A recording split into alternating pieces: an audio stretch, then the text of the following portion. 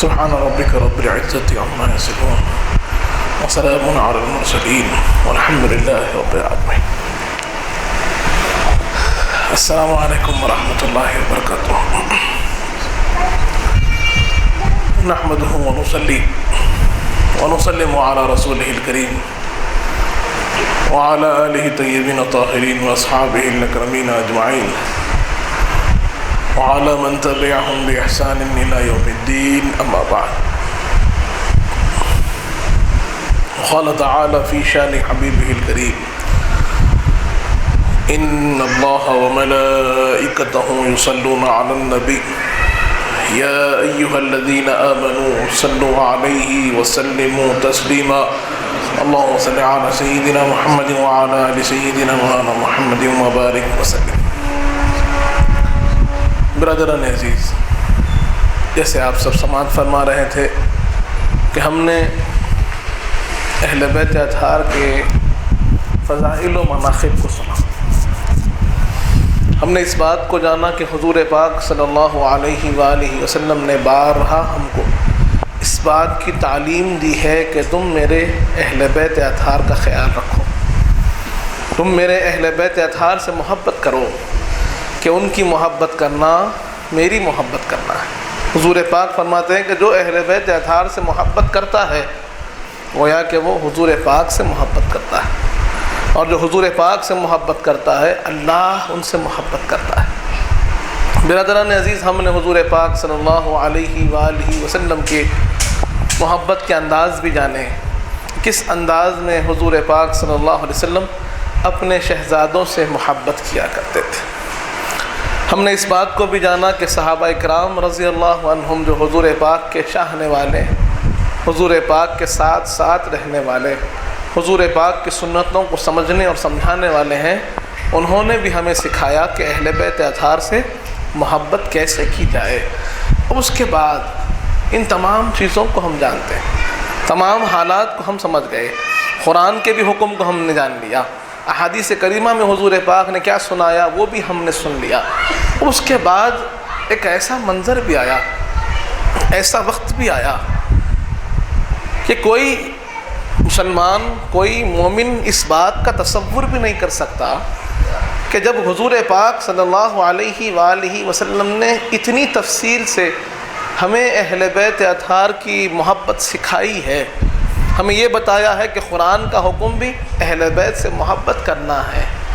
ہر ایک فرد جو اسلام میں اہمیت رکھتا ہے ان سب نے ہم کو اہل بیت اطہار کی محبت کی عظمت اور فضیلت سمجھائی ہے.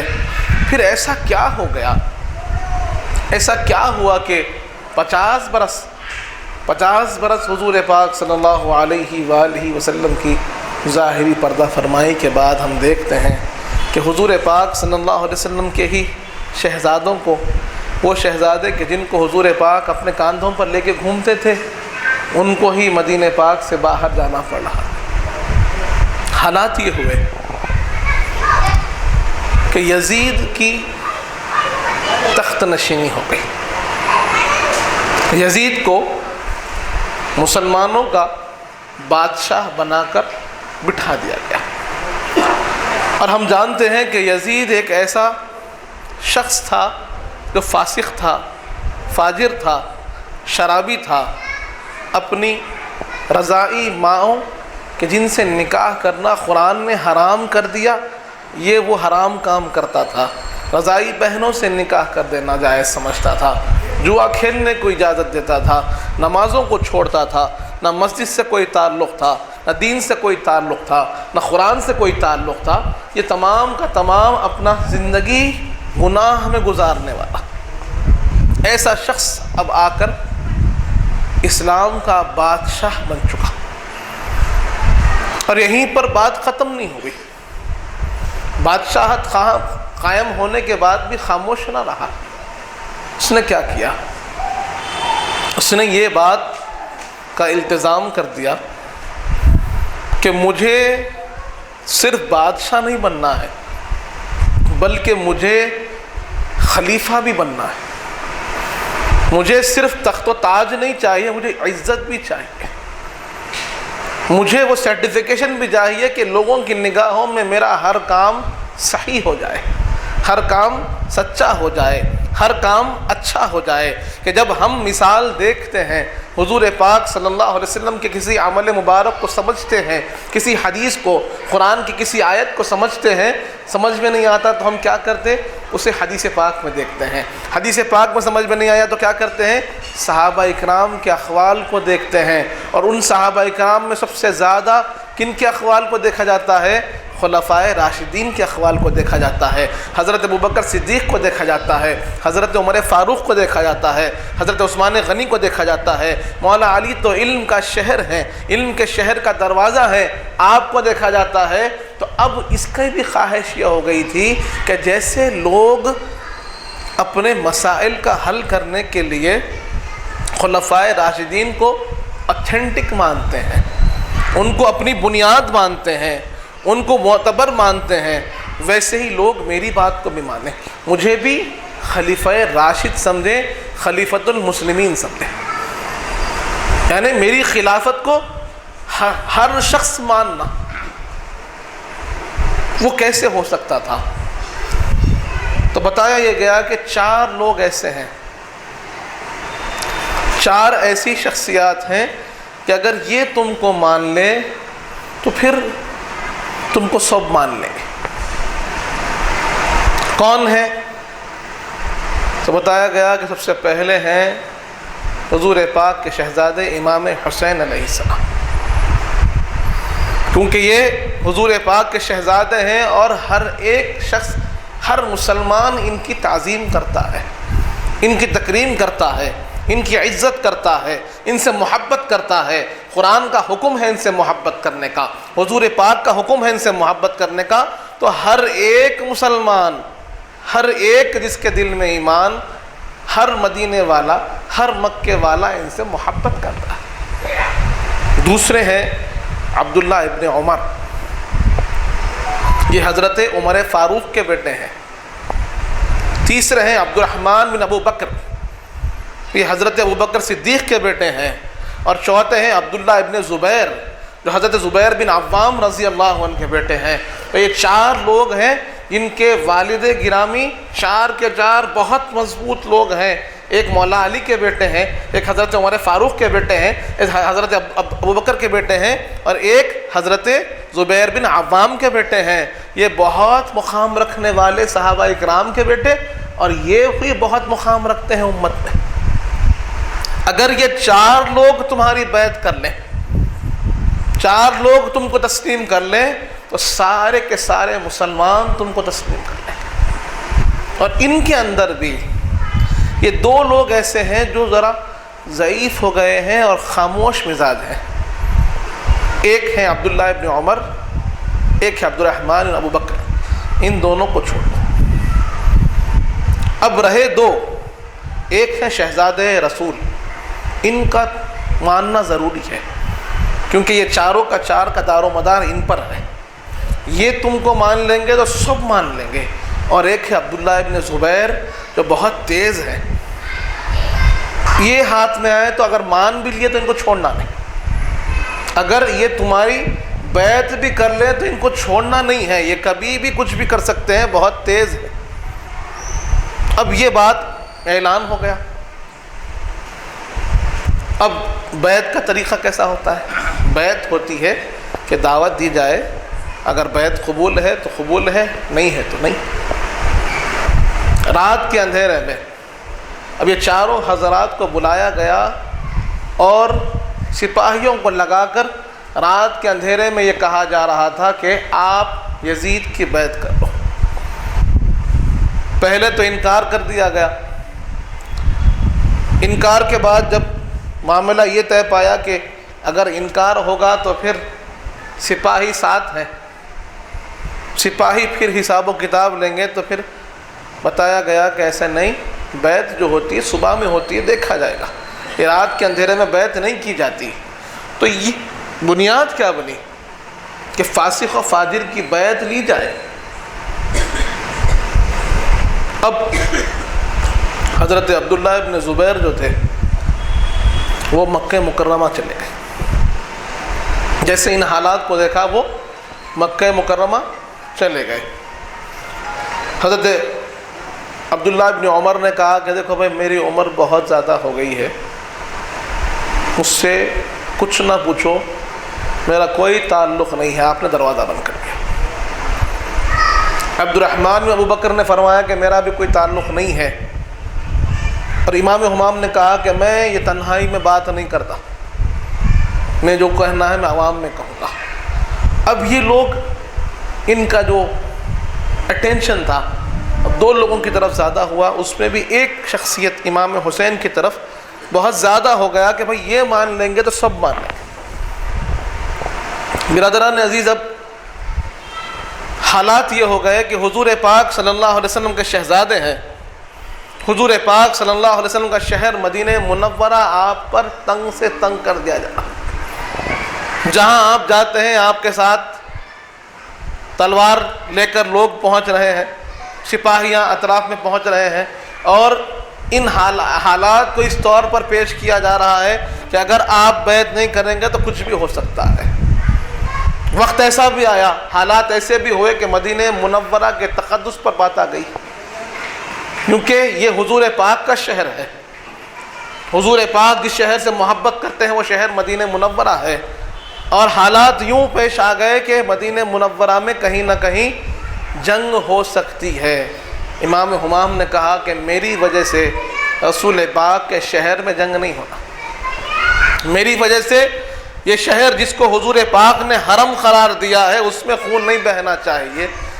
آپ نے اپنے گھر والوں کے ساتھ مدینہ منورہ سے نکلنے کا ارادہ کیا، حضور پاک کی قبر انور پر حاضر ہوئے، حاضر ہو کر عرض کیا یا رسول اللہ، نانا رسول پاک، حالات ایسے ہو گئے ہیں کہ مجھے آپ کا شہر چھوڑنا پڑ رہا ہے۔ حضور پاک کی قبر انور پر حاضری دی، حاضری دینے کے بعد اب وہاں سے آپ مکہ مکرمہ تشریف لے گئے۔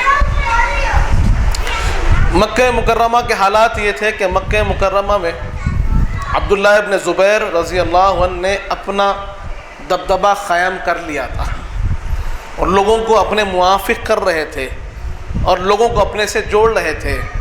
جب امام حسین علیہ السلام مکہ مکرمہ تشریف لے گئے تو وہاں پر کے حالات بھی آپ نے جائزہ لیے کہ اب یزید کے بیعت کو وہ توڑ رہے ہیں اور وہ اپنے بیعت کے حالات تیار کر رہے تھے۔ عبداللہ ابن زبیر اپنے لیے حالات کو سازگار کر رہے تھے اور کہیں نہ کہیں وہ یزید کے مقابل میں آ کے کھڑے ہو رہے تھے۔ یہ معاملہ ابھی چل ہی رہا تھا، کوفہ سے لوگوں کو یہ بات معلوم ہوئی۔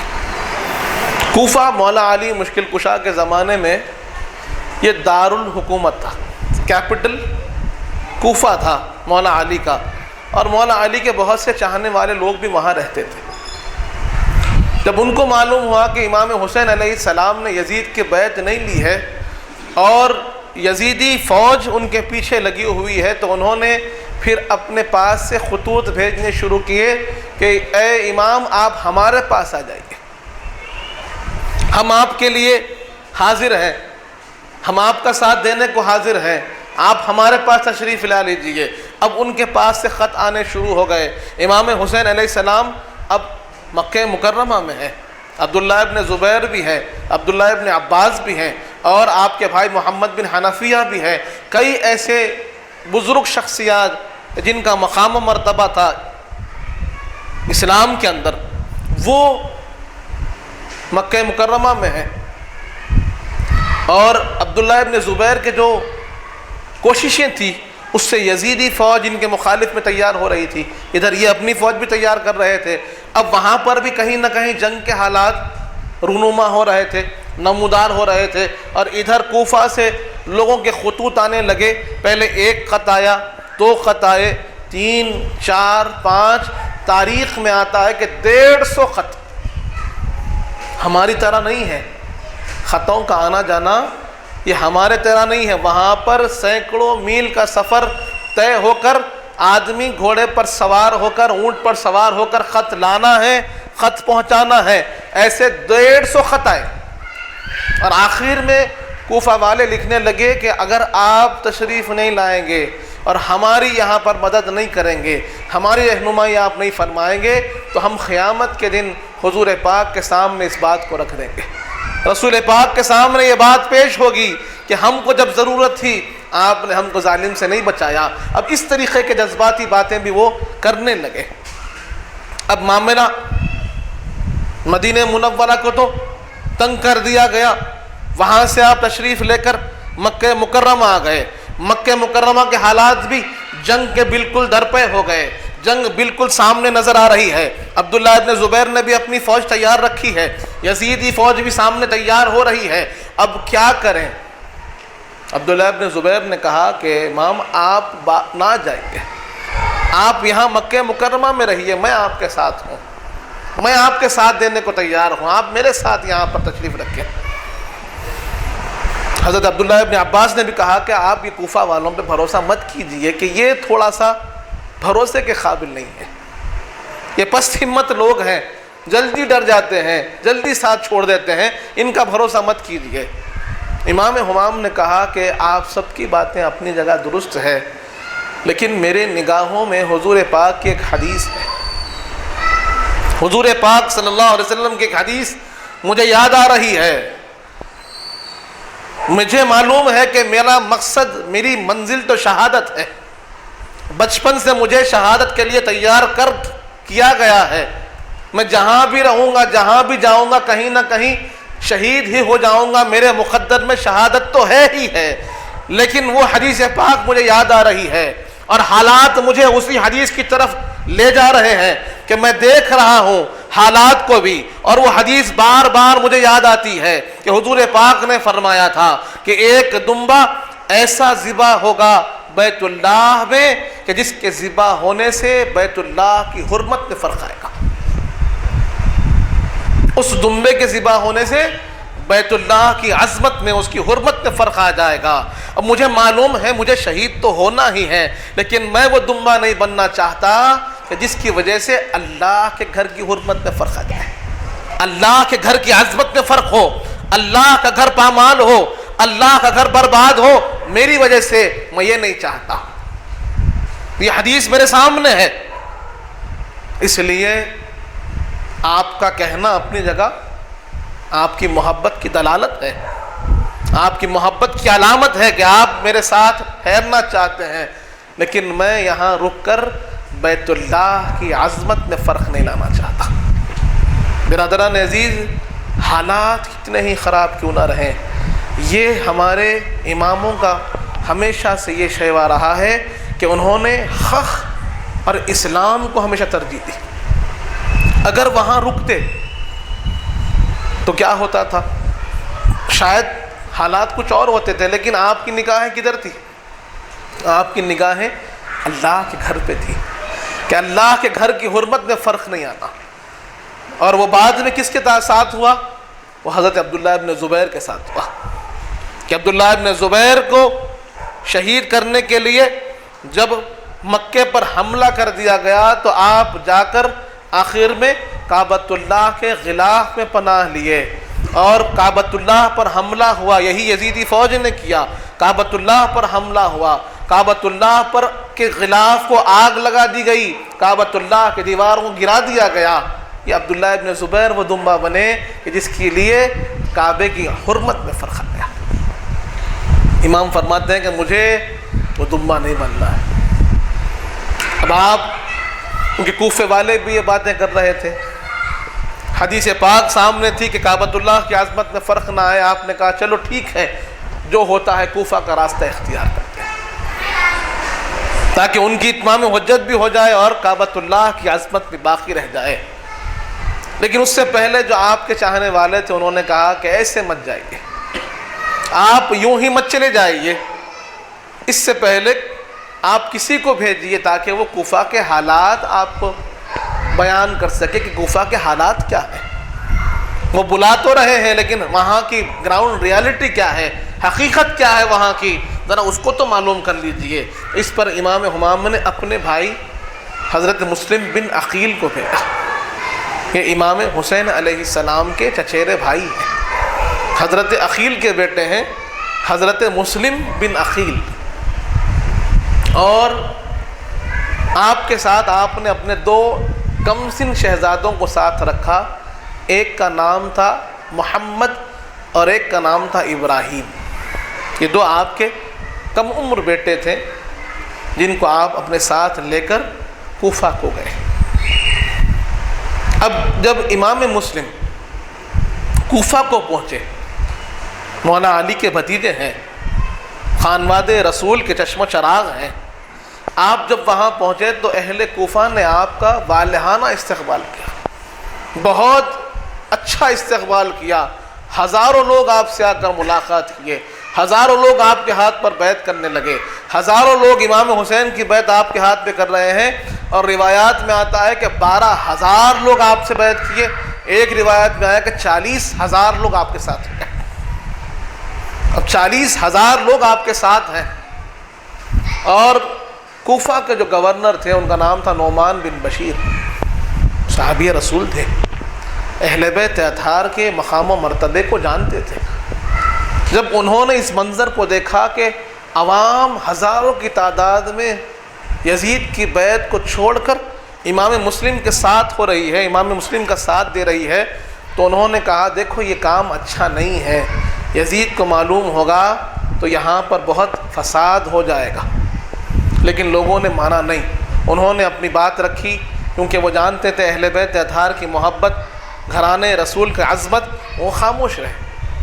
تو وہاں پر ایک شخص تھا، وہ اٹھا، یزید کا، بنو امیہ کا چاہنے والا، یزید کا غلام تھا، اٹھ کر نعمان بن بشیر رضی اللہ عنہ کو کہا کہ نعمان بن بشیر تم گورنر ہے، کوفہ کے گورنر ہو کے یہ کام کر رہے ہو، یزید تم سے بڑی ناراض ہو جائے گا، یزید کے سامنے تم ذلیل ہو جاؤ گے۔ تو یہاں پر آپ نے ایک تاریخی جملہ دیا ہے، آپ فرماتے ہیں میں یزید کے سامنے ذلیل ہونا پسند کرتا ہوں، اللہ کے سامنے ذلیل نہیں ہونا چاہتا۔ اگر میں آل رسول کی مخالفت کروں گا تو اللہ مجھ سے ناراض ہو جائے گا، اور میں قیامت کے دن اللہ کے سامنے ذلیل ہو جاؤں گا۔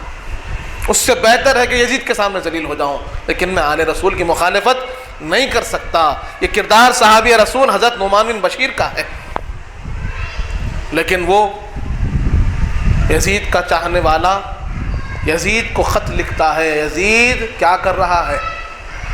یہاں پر مسلم بن نقیل آئے ہیں، آ کر لوگوں کو جمع کر رہے ہیں، تیرے خلاف لوگ یہاں پر جمع ہو رہے ہیں، مسلم بن نقیل کے ساتھ چلے جا رہے ہیں، تو کیا کر رہا ہے؟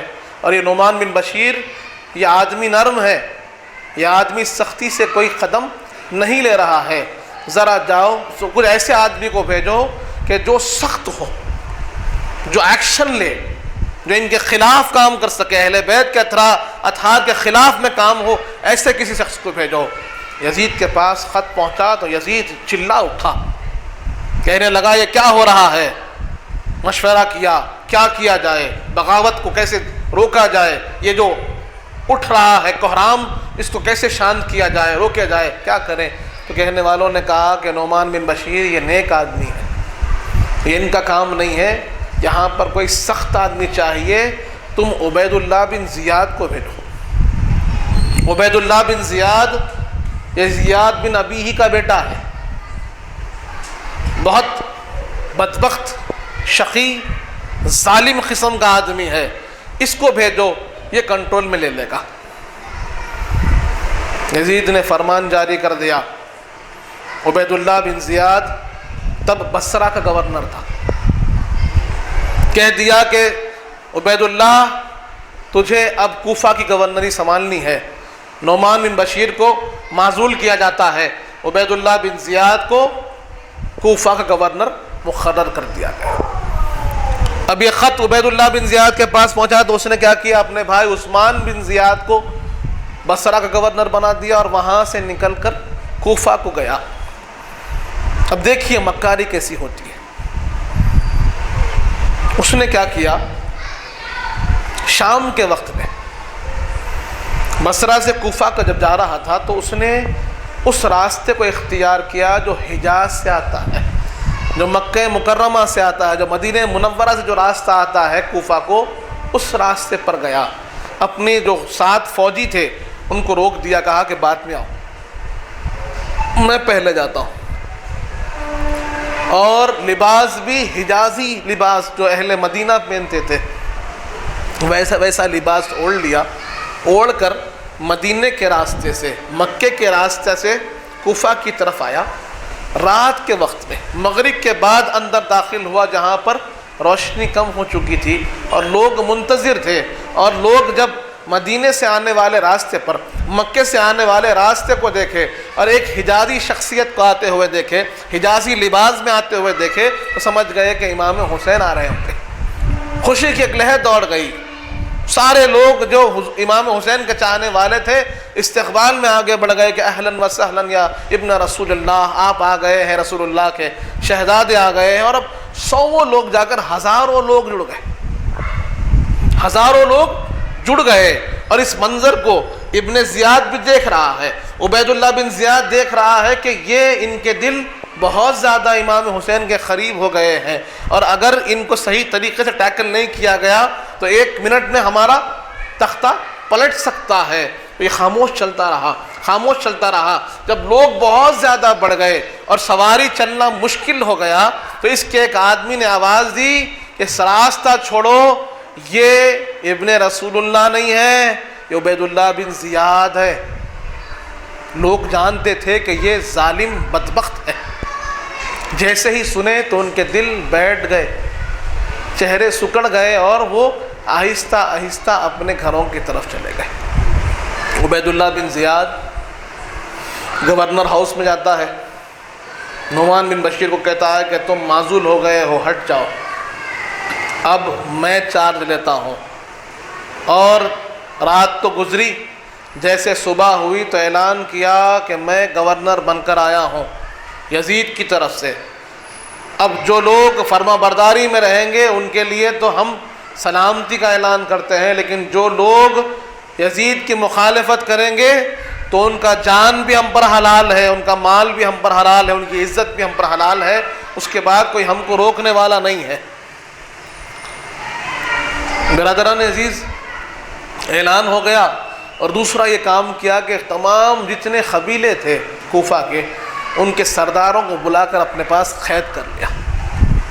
تمام سرداروں کو بلایا اور بلا کر قید کر لیا، اور یہ بات کہہ دیا کہ اگر تم اپنے جان کی سلامتی چاہتے ہو، اگر تم اپنے لوگوں کی سلامتی چاہتے ہو تو مسلم بن عقیل کا ساتھ تم کو چھوڑنا ہوگا۔ برادران عزیز، اب جیسے ہی بات جان پر آ گئی تو وہ لوگ اب ڈرنے لگے، پست ہمت ہونے لگے، اور روایات میں آتا ہے کہ امام مسلم کے ساتھ جب نماز میں جب کھڑے ہوئے تو 12,000 لوگ تھے۔ صبح کی نماز شروع ہوئی تو 12,000 لوگ تھے۔ ہر نماز میں لوگ کم ہونے لگے، اور مغرب کا وقت آیا تو آپ کے پیچھے جب آپ نماز میں کھڑے ہوئے تو 500 لوگ تھے۔ آپ نے سلام پھیرا تو ایک آدمی بھی نہیں تھا، آپ تنے تنہا رہ گئے، کوئی آپ کا ساتھ دینے والا نہیں۔ وہاں پر عبید اللہ بن زیاد نے اعلان کر دیا کہ مسلم بن عقیل کو بلایا جائے، پکڑا جائے، اور ان کو اپنی حراست میں لے لیا جائے۔ لیکن ہم جانتے ہیں کہ اہل کوفہ کے دل اہل بیت سے کی محبت کرتے تھے، لیکن ڈرپوک تھے، پست ہمت تھے۔ ان میں کچھ چاہنے والے تھے جو امام کو چاہتے تھے، ان میں ایک نام ملتا ہے ہانی بن عروہ۔ حضرت ہانی بن عروہ کوفہ کے بڑے سرداروں میں تھے، قبیلہ بھی بڑا، شخصیت بھی بڑی تھی۔ آپ نے کہا امام آپ میرے پاس آ جائیے۔ انہوں نے امام مسلم کو اپنے پاس رکھا، ایک خصوصی حجرہ بنا لیا، اور وہاں پر جو چاہنے والے لوگ تھے خاموشی سے آ کے مل رہے تھے۔ ادھر عبید اللہ بن زیاد نے یہ کام شروع کر دیا، یہ بات شروع کر دی کہ تلاش جاری رکھو، ان کو ڈھونڈو، ان کو پکڑو، اور انعام کا اعلان کر دیا۔ بہت سے لوگ نکل گئے۔ ہم جانتے ہیں آج بھی لوگوں کا ایمان کمزور ہے اور ان کی کوششیں ساری مال کی طرف ہوتی ہے۔ وہاں بھی لوگ نکل پڑے، مال کمائیں گے، دولت کمائیں گے، انعام لے لیں گے، اور امام مسلم کی تلاش میں نکل گئے۔ اہل بیت اطہار کے چاہنے والوں کو کیسے تلاش کریں؟ تو ایک عبید اللہ بن زیاد کا غلام تھا، اس کو اس نے بلا کر ذمہ داری دی کہ یہ سب نہیں کر سکتے، یہ تیری ذمہ داری ہے، 3000 دینار تجھے دے رہا ہوں، یہ 3000 دینار رکھ اور مجھے مسلم کی خبر لا کے دے۔ اب وہ نکل پر پہلے سارے شہر کا جائزہ لیا، اس کے بعد آ کر جامع مسجد تھی کوفہ کی، وہاں پر نماز پڑھنے لگا، وہاں پر نماز ادا کرنے لگا، اور کرتے کرتے لوگوں کی نمازیں بھی بتا دیتی ہیں کہ کون اہل بیت کے چاہنے والے ہیں اور کون اہل بیت سے دور رہنے والے ہیں۔ اور وہی منافقین کے لیے قرآن بھی کہتا ہے کہ جب یہ نماز پڑھتے ہیں تو ایسے پڑھتے ہیں جیسے کہ مرغی دانہ چگتی ہے۔ کیسے چگتی ہے مرغی دانہ؟ تیز تیز۔ اور جو متقی ہوتے ہیں، جو ایمان والے ہوتے ہیں، وہ اطمینان سے نماز پڑھتے ہیں۔ تو اس نے دیکھا کہ ایک شخص ہے، بڑی اطمینان سے نماز پڑھ رہا ہے، بڑے سکون سے نماز پڑھ رہا ہے، بڑا اچھا چہرہ ہے، سمجھ گیا کہیں نہ کہیں ان کا تعلق اہل بیت اور ان کے چاہنے والوں سے ضرور ہوگا۔ آ کر بازو بیٹھ گیا، معصوم بازو بیٹھ کر انتظار کرنے لگا۔ انہوں نے نماز مکمل کی تو کہنے لگا میں ایک شامی غلام ہوں، اور میں سنا کہ یہاں پر امام مسلم آئے ہوئے ہیں، شہزادے رسول آئے ہوئے ہیں، مولا علی کے شہزادے ہیں، میں بڑا چاہنے والا ہوں اہل بیت کا بڑا چاہنے والا ہوں۔ آپ اگر مجھے ان کے پاس لے جائیں تو یہ 3000 درہم 3000 دینار میرے پاس ہے، میں ان کو نظر دینا چاہتا ہوں، ان سے میں ملاقات کرنا چاہتا ہوں، ان سے میں شرف بیعت حاصل کرنا چاہتا ہوں۔ پہلے تو آپ نے کہا کہ تم مجھ سے کیوں کہہ رہے ہو، مجھ سے کیوں ملاقات کی، یہ بات مجھ سے کیوں کر رہے ہو؟ نماز پڑھنے والے تو بہت تھے، بہت پڑھنے والے ہیں نماز۔ اب وہ شاطر تھا، کہنے لگا کہ نہیں، نماز تو بہت پڑھتے ہیں لیکن اہل بیت کے چاہنے والے الگ ہوتے ہیں۔ آپ کا چہرہ بول رہا ہے کہ آپ اہل بیت کے چاہنے والے ہیں۔ اب آپ اپنی باتوں میں آپ کو اس طریقے سے گھیر لیا کہ انہوں نے آخرکار کہہ دیا ہاں تم نے سچ کہا، میں امام مسلم کا چاہنے والا ہوں، میں امام مسلم کا چاہنے والا ہوں، چلو میں تمہیں لے کر چلتا ہوں۔ رات کے اندھیرے میں اب ہانی بن عروہ کے مقام پر، جہاں پر امام مسلم کے کچھ خاص لوگ ملاقات کرتے تھے، وہاں پر لے جا کر انہوں نے بھی اس کو ملاقات کر دی۔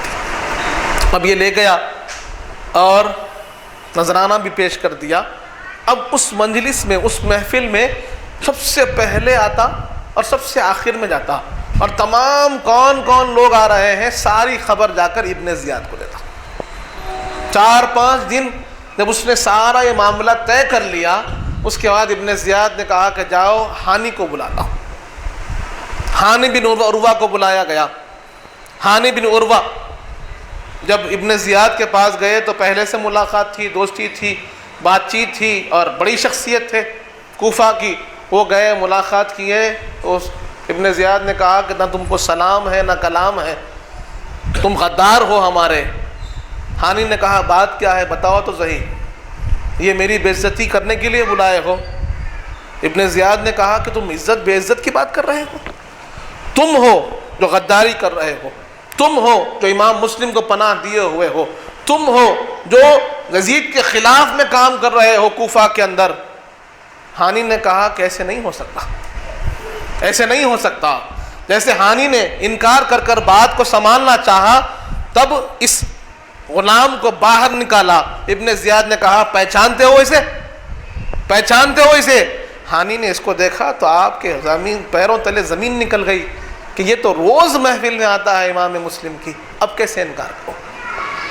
آپ نے پھر بھی کوشش کی کہ دیکھو ابن زیاد، بات یہ ہے کہ میں بلایا نہیں ان کو، اب وہ رات میں میرے پاس آ گئے تھے، میں انکار نہیں کر سکا، شہزادے رسول ہے کیسے انکار کروں، مولا علی کے شہزادے ہے کیسے انکار کروں، میری ایمان میری غیرت اس کو گوارا نہ کی، اس لیے میں نے ان کی مہمان نوازی قبول کر لیا۔ تم ایک کام کرو، مجھے چھوڑ دو، میں ان کو لے جا کر اپنے گھر سے باہر چھوڑ دیتا ہوں، اس کے بعد جو کرنا ہے کرو۔ ابن زیاد نے کہا کہ ایسا نہیں، اب تمہیں لا کر مجھے امام مسلم کو دینا پڑے گا، امام مسلم کو لا کر تمہیں مجھے سونپنا پڑے گا۔ ہانی نے کہا کہ یہ ممکن نہیں، یہ نہیں ہو سکتا کہ ان کو میں نے پناہ دی ہے، وہ میرے پاس آئے ہیں، میری ذمہ داری ہے، میں ابن رسول اللہ کو تمہارے پاس لا کر قتل کرنے کو نہیں دے سکتا، یہ میری غیرت میرا ایمان گوارا نہیں کرتا۔ ہاں مجھے دو، میں اپنے گھر سے باہر لے جا کر ان کہیں چھوڑتا ہوں، اس کے بعد تم جو چاہے دیکھ لو، لیکن میں لا کر تم کو دے دوں یہ ممکن نہیں۔ یہ سننا تھا کہ ابن زیاد اٹھا اور حضرت ہانی پر برس پڑا، آپ کا منہ توڑ دیا۔ آپ نے کہا کہ جو چاہے کر لے، لیکن میں یہ تو نہیں کر سکتا۔ ادھر یہ بات کا اعلان ہوا کہ ہانی کو ابن زیاد نے قتل کر دیا، شہید کر دیا، اور آپ کا سارا جو قبیلہ تھا ابن زیاد کا گھیراؤ کر لیا۔ آپ نے اپنے قبیلے والوں کی آواز سنی تو کہا کہ اگر 10 آدمی اندر گھس جائیں گے تو ابن زیاد کا تختہ پلٹ جائے گا۔ قاضی شورا ایک بڑے آدمی تھے، ان کو بلایا۔ ابن زیاد نے کہا کہ دکھاؤ ہانی کو، ہانی زندہ ہے، جا کے بول دو ہانی زندہ ہے، ہم نے ہانی کو قتل نہیں کیا۔ قاضی شورا کے پیچھے 2 آدمی تلوار دے کر لگا دیے، کہا اس سے زیادہ کچھ کہنا نہیں کہ حالت کیا ہے، مار پیٹ ہوئی ہے، منہ توڑ دیا ہے، کچھ نہیں، زندہ ہے، بس اتنی بات کہنا۔ قاضی شورہ نے بھی یہی کہا کہ ہاں ٹھیک ہے زندہ ہے۔ لوگ واپس چلے گئے، ہانی پکارتے رہ گئے کہ مت جاؤ مت جاؤ، اندر آ جاؤ، لیکن کوئی نہ آیا۔ اللہ کو جو منظور ہے ہوتا ہے۔ اس کے بعد پھر ہانی کو قید میں کر لیا گیا۔ امام مسلم وہاں سے نکل کر اب دیکھتے کیا ہے کہ کوئی ساتھ نہیں ہے، کوئی ساتھ دینے والا نہیں ہے، بے یار و مددگار تنے تنہا رہ گئے۔ ایک گھر کے سامنے جا کر بیٹھ گئے، وہاں ایک بڑھیا رہا کرتی تھی۔ بڑھیا نے کہا کون ہو بابا؟ آپ نے کہا کہ پانی پلا دو۔ آپ کو لا کر پانی پیش کیا گیا، پانی پیش کیا گیا، پانی پیے اور کچھ دیر وہیں بیٹھے رہے۔ ایک اجنبی کو اپنے دروازے پر بیٹھا دیکھ کر بڑھیا بھی تھوڑا سا پریشان ہو گئی، حیران ہو گئی، اور کہنے لگی بابا تم نے پانی پی لیا ہے، اب گھر کو چلے جاؤ۔ امام مسلم نے کہا کہ کہاں جاؤں، کون سا گھر ہے؟ میرا کوئی گھر نہیں ہے، میں مسافر ہوں، لوگوں نے مجھے بلایا دعوت دے کر اور لوگوں نے میرا ساتھ چھوڑ دیا۔ میں تو مدینے سے چلا تھا اپنے امام کے ساتھ، میں تو مکے سے آ رہا تھا اپنے امام کے ساتھ، میرے امام نے مجھے بھیجا، اور افسوس اس بات کا ہے کہ میں نے ان کے لیے ان کی وفاداری کا خط لکھ کر اپنے امام کو یہاں بلا لیا ہے اور یہ سب چھوڑ دیے۔ آپ کے آنکھوں میں آنسو دیکھے تو بڑھیا نے کہا کہ آپ مکے سے آئے ہیں، آپ مدینے والے ہیں، آپ رسول پاک کے گھر والے ہیں، قربان جائیں ایسے ایمان پر بھی کہ وہ دیکھے تو نہیں تھے لیکن محبت ایسی تھی کہ جب جان گئے تو کہا کہ اندر تشریف لائیے، اندر بیٹھیے، الگ حجرے میں بٹھایا، آپ کو کھانا پیش کیا، آپ نے کھانا نہیں کھایا، پانی پیش کیا، آپ نے تھوڑا سا پانی تناول کیا اور رکھ دیا، کہا کہ کچھ دن میں یہاں رکوں۔ آپ نے کہا کہ بالکل۔ اس بڑھیا کا ایک بیٹا تھا جس کا نام تھا بلال۔ ادھر ابن زیاد نے اعلان کر دیا، اعلان ہو گیا ہے کہ جو مسلم کی خبر لائے گا اس کو بہت بڑا انعام ملے گا۔ اور ادھر دیکھتے کیا ہے کہ جب بلال اس کا بیٹا گھر آیا تو ماں کو دیکھنے لگا کہ اندر والے کمرے میں جا رہی ہے، آ رہی ہے، جا رہی ہے، آ رہی ہے۔ بیٹے نے پوچھا ماں بات کیا ہے؟ اندر جانا آنا کیا بات ہے بتاؤ، کون ہے جس کے لیے اندر جا رہی ہو؟ تو پہلے تو ماں نے انکار کیا، تو کھانا کھا سو جا، تجھے کیا کام؟ اوباش قسم کا بچہ تھا، خراب مزاج کا بچہ تھا، اس کو معلوم تھا، ماں کو معلوم تھا کہ یہ کوئی کام والا بندہ ہے تو نہیں جس کو سنا سکے۔ ماں نے پہلے انکار کیا کہ بہت اصرار کیا تو کہنے لگی کہ قسم کھا، تو کسی کو بولے گا نہیں۔ اس نے کہا قسم کھاتا ہوں۔ تو فرمائی کہ جو رسول پاک کے شہزادے ہیں نا امام مسلم، وہ ہے۔ بچے نے کہا اچھا امام مسلم ہمارے پاس ہے؟ اس نے کہا ہاں ہمارے پاس ہے۔ تو خاموش رہے، لوگ ان کے جان کے دشمن ہو گئے ہیں، اللہ نے ہمیں موقع دیا ہے ان کی خدمت کا۔ کہاں کہاں لوگوں نے اپنی آخرت سنوار لی اور کیسے لوگوں نے اپنی آخرت بگاڑ لی، وہ بھی دیکھیے کہ اب وہ بڑھیا خدمت کر رہی ہے، اس کا بیٹا رات بھر بے چین ہے کہ صبح ہوگی صبح ہوگی، صبح ہوتے ہی سیدھا ابن زیاد کے پاس بھاگا اور کہنے لگا ابن زیاد میرا انعام لاؤ۔ ابن زیاد نے کہا کون ہے؟ کہنے لگا کہ امام مسلم جس کی تلاش میں تم ہو وہ میرے گھر میں ہے، آؤ میں تمہیں پتہ چلاتا ہوں۔ ابن زیاد نے اپنے 4 لوگوں کو لشکر دے کر بھیجا کہ جاؤ پکڑ کر لاؤ۔ امام مسلم حجرے میں بیٹھے تھے، جیسے ہی آپ کے کانوں میں آواز پڑی آپ اٹھ کھڑے ہوئے۔ بڑھیا نے کہا کہ کیا ہوا امام؟ آپ نے کہا کہ نہیں، لوگوں کو معلوم ہو گیا ہے، لشکر آ رہا ہے۔ بڑھیا نے کہا کہ ممکن نہیں۔ امام مسلم نے کہا کہ میں جانتا ہوں گھوڑوں کے ٹاپوں کی آواز کیا ہوتی ہے، میں جانتا ہوں لشکر کے آنے کا انداز کیا ہوتا ہے، تم ہٹ جاؤ۔ آپ نے اپنی تلوار لی اور باہر تشریف لانا چاہتے تھے، تبھی لشکر گھر کی طرف بالکل اندر آ گیا۔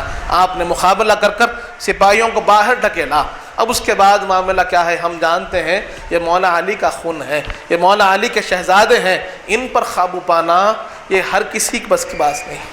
ان سے مقابلہ کرنا ہر میدان میں دیکھ لیجئے کہ جو مولا علی کا سچا غلام ہوتا ہے ان کا مقابلہ نہیں ہو سکتا۔ یہ تو شہزادے ہیں مولا علی کے، ان کا مقابلہ کہاں سے ہو سکتا ہے؟ اب ان کا مقابلے میں کئی لوگ ہیں، 20 لوگ سامنے کھڑے ہیں، 20 لوگ سامنے کھڑے ہونے کے بعد بھی ایک امام مسلم کا مقابلہ نہیں ہو پا رہا ہے۔ اب ادھر سے کوئی تلوار چلاتا ہے، آپ کی تلوار کی زد میں آتا ہے، پھر نار والسخر، ادھر سے ہر طرف سے کوشش کر لی، یہاں تک کہ چھت پر چڑھ کر، گھر کے چھت پر چڑھ کر گھر کو خراب کرنے لگے تو امام مسلم باہر تشریف لا لیے۔ اب باہر بھی کوئی آپ سے مقابلہ نہیں کر پا رہا ہے، ہر طرف سے لوگ آتے ہیں اور کٹتے چلے جاتے ہیں۔ تو ایک آدمی تھا ابن اشعث جس کا نام آتا ہے، اس نے کہا لڑتے کیوں ہو، میں تمہیں امن دیتا ہوں۔ اور عرب کا طریقہ یہ ہے کہ جب امان کی بات آ جاتی ہے تو پھر تلوار نہیں چلتی۔ ایک مرتبہ کوئی یہ کہہ دے کہ میں آپ کو امان دے رہا ہوں، پھر تلوار نہیں چلائی جاتی۔ جیسے امام مسلم نے اپنی تلوار روکی، وہ آگے بڑھ کر آپ کے ہاتھ سے تلوار کھینچ لیا۔ امام مسلم بھی زخمی تھے، اتنوں کے مقابلے میں آپ کے بھی 2 دانت شہید ہو گئے تھے، ہونٹ کٹ چکا تھا، خون بہ رہا تھا۔ آپ نے پڑھا انا للہ و انا الیہ راجعون، کہ یقیناً ہم اللہ کے پاس لیے ہیں اور اللہ کی طرف ہم کو لوٹنا ہے۔ اس پر وہ ابن اشعث کہتا ہے کہ کیا تم اپنی جان کے لیے اتنا خوف کھاتے ہو؟ امام مسلم نے کہا کہ مجھے اپنی جان کا خوف نہیں ہے، مجھے تو ملال اس بات کا ہے کہ میں نے اپنے بھائی امام حسین کو بلا لیا ہے، وہ اپنے خانوادے کے ساتھ یہاں تشریف لا رہے ہیں اور یہاں کے حالات یہ ہو گئے ہیں۔ اب امام مسلم کو قید کر کر ابن زیاد کے پاس لے جایا جاتا ہے۔ ابن زیاد کے پاس لے جایا گیا، امام مسلم ہے، تشریف لے جاتے ہیں، اور جب ابن زیاد کے دربار میں گئے وہاں پر آپ نے ایک مشکیزہ دیکھا جہاں پر پانی تھا، گھڑا تھا۔ آپ چاہتے تھے کہ پانی پئیں، بدبختی کی انتہا دیکھیے، ساقی کوثر کے ہاتھوں جام پینے کی خواہش رکھتے ہیں۔ آج بھی لوگ خواہش رکھتے ہیں، لیکن انہی کے شہزادوں سے دشمنی، یہ کیسے ممکن ہے کہ وہ معاف کر دیں گے؟ وہ کبھی معاف نہیں کریں گے۔ اہل بیت کی دشمنی حضور پاک معاف نہیں کریں گے۔ برادران عزیز، اس کے بعد معاملہ یہ ہوا کہ وہاں ایک بدبخت بیٹھا ہوا تھا، کہنے لگا کہ تمہارے نصیب میں یہ پانی نہیں ہے۔ اب جب ابن زیاد کے دربار میں گئے تو وہاں اچھے لوگ بھی بیٹھے تھے، ان میں سے ایک شخص نے کہا کہ نہیں، یہ میری ذمہ داری ہے، پانی پیش کیا جائے۔ امام مسلم کو پانی پیش کیا گیا، آپ نے ایک کٹورا لیا، پانی پینا چاہتے تھے لیکن کیونکہ ہونٹ کٹے ہوئے تھے پانی پینا چاہتے، پانی میں خون آ جاتا، آپ کہتے خون پینا یہ جائز نہیں ہے، آپ نے کٹورا پھینک دیا۔ دوسرے وقت ایک اور کٹورا پیش کیا گیا، پھر ویسے ہی خون گرا، آپ نے کٹورا پھینک دیا۔ تیسری مرتبہ جب ہوا تو آپ نے کہا کہ اب اس دنیا کا پانی میرے نصیب میں نہیں، اس دنیا کا پانی میرے نصیب میں نہیں ہے، اب میں ساقی کوثر کے ہاتھوں جام پیوں گا، اب میں شہادت کے بعد ہی جام پیوں گا۔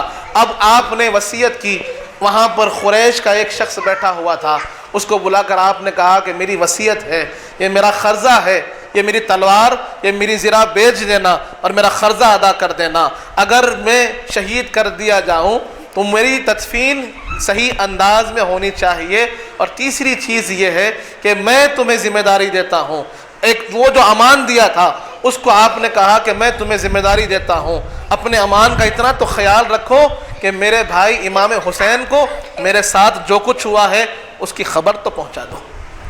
ابن زیاد کہنے لگا کہ قرضے کی بات دیکھ لی جائے گی، لیکن آپ کے ساتھ کیا ہونا ہے وہ ہم دیکھیں گے۔ تبھی اس کی بھی غیرت جاگی جس نے امان دیا تھا، اس نے کہا کہ مسلم یہ بھروسہ رکھو کہ تمہارے ساتھ کیا ہوا ہے وہ امام حسین کو میں ضرور بھیجوں گا، وہ خبر میں ضرور بھیجوں گا، اسے کوئی نہیں روکے گا۔ برادران عزیز، اب اس کے بعد امام مسلم حکم دیا جاتا ہے، ابن زیاد کہتا ہے کہ ان کو شہید کر دیا جائے۔ اب آپ کو بالا خانے اوپر کی چھت کی طرف لے جایا جا رہا ہے شہید کرنے کے لیے، تو شہادت کے لیے بھی جام شہادت نوش کرنے کے لیے آپ تشریف لے جاتے ہیں، تو کس انداز میں کہ ایک ایک قدم پر اللہ کی تکبیر بیان ہو رہی ہے، فرماتے ہیں اللہ اکبر اللہ اکبر اللہ اکبر اللہ اکبر کہتے ہوئے آپ اوپر گئے، آپ کے سر انور کو آپ کے تن سے جدا کیا گیا اور اوپر سے آپ کو نیچے پھینک دیا گیا۔